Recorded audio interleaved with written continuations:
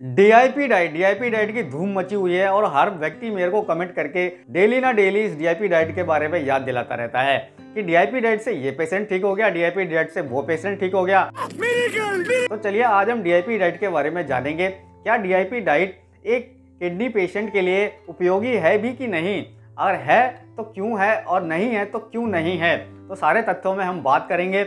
मेरा खाली एक ही आपसे निवेदन है, पूरा वीडियो देखिएगा। बहुत से होशियार लोग होते हैं, वो थोड़ा सा वीडियो देखते हैं, कहते हैं अरे इसमें ये होगा, छोड़ो इसको, बंद करते हैं, दूसरी वीडियो पे चलते हैं, और फिर कमेंट जरूर कर देते हैं कुछ ना कुछ। वो उनको समझ में कुछ नहीं आया है पर कमेंट करने से मतलब है, तो ऐसा ना करें। पहले पूरा वीडियो देखिए, समझे कि उसमें मैं क्या बता रहा हूँ, आपके काम की ही बात है।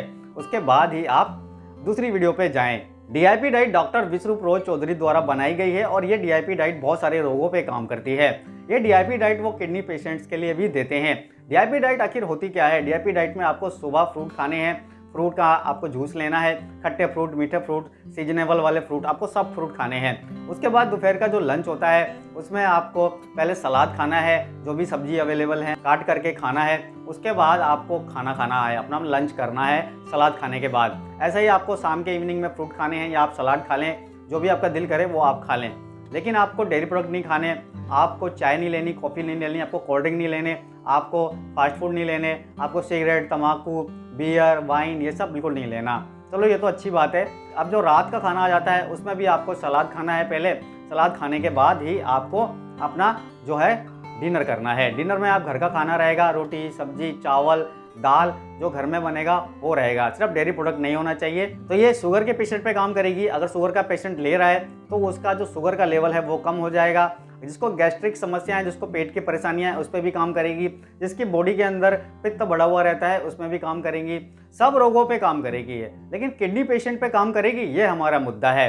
तो देखिए, किडनी पेशेंट में भी कई स्टेजेस आ जाती हैं, किडनी पेशेंट में भी कई तरीके के पेशेंट आ जाते हैं। हम लोग यही नहीं समझ पाते हैं कि उस पर क्यों काम कर रहा है, मेरे पे काम क्यों नहीं कर रहा है।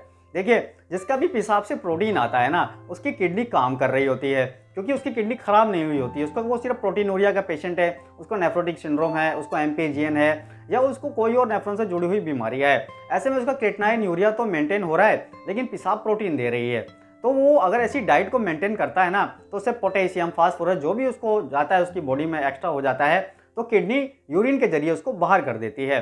लेकिन एक वो पेशेंट जिसका अभी सीकेडी स्टेज 4th है, 5th है, और वो अगर डीआईपी डाइट लेगा तो उसकी किडनी का जीएफआर लेवल जो है ना वो 15 से 30 के आसपास रहता है। 5th स्टेज वाले का तो 15 से भी नीचे आ जाता है। अब आपकी किडनी काम नहीं कर रही, वो सारे हार्मोन का बैलेंस नहीं बना रही।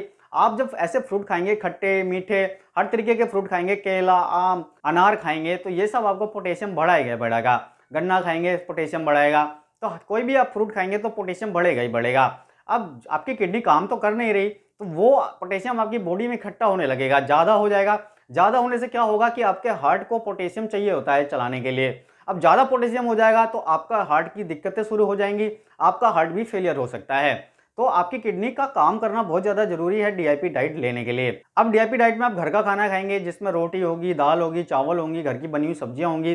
तो देखो, दालों में प्रोटीन सबसे ज़्यादा होता है। अब प्रोटीन आपके शरीर में जाएगा तो क्रेटिनाइन बहुत तेजी से बनेगा। आप हर तरह की दाल उसमें बताते हैं खाने के लिए। उड़द की भी खा सकते हैं आप, मसूर की भी खा सकते हैं आप, अरहर की भी खा सकते हैं आप, राजमा खा सकते हैं आप, छोले खा सकते हैं आप, लोबिया खा सकते हैं। तो बहुत सी दालें जो होती है ना, किडनी पेशेंट को मना होती हैं, क्योंकि एक तो उसकी किडनी काम नहीं कर रही होती, उसका डाइजेस्टिव सिस्टम बिगड़ा हुआ होता है। ऐसे में अगर वो हर तरह की दाल खाएगा तो वो और ज़्यादा बीमार हो जाएगा।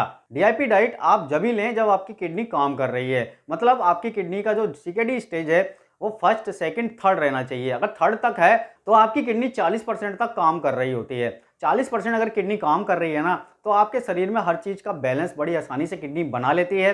तो इससे आपको डीआईपी डाइट से, आप फ्रूट खाते हैं, आप वेजिटेबल्स खाते हैं, जो पोटेशियम, फास्फोरस जो भी आपकी बॉडी में जाता है वो सब आपकी किडनी मेंटेन कर लेती है। लेकिन अब आप डायलिसिस में हैं, आप आयुर्वेदिक दवाइयाँ ले रहे हैं, आपका क्रेटिनाइन 5, आपका क्रेटिनाइन 12 है, आपका क्रेटिनाइन 18 है, आपका क्रेटिनाइन 8 है। ऐसे में अगर आप डीआईपी डाइट लेंगे तो आपको बहुत नुकसान ही करनी वाली है। आपका पोटेशियम बढ़ेगा, ना यकीन हो तो लेकर के देखिएगा ऐसे पेशेंट जिनका क्रेटिनाइन 5 के ऊपर है, आपको पता लग जाएगा अपने आप ही। आप अपने आप ही बीमार हो जाएंगे और आपके सामने सारे के सारे एग्जाम्पल आ जाएंगे। टेस्ट करा के देखिएगा कैफिटी, आपके सारे के सारे जो लेवल्स होंगे वो बढ़े हुए ही दिखाई देंगे। तो कमेंट करने से पहले वीडियो को देख लीजिएगा। बहुत से लोगों को समझ में ही नहीं आया होगा कि मैंने वीडियो में बता क्या दिया है।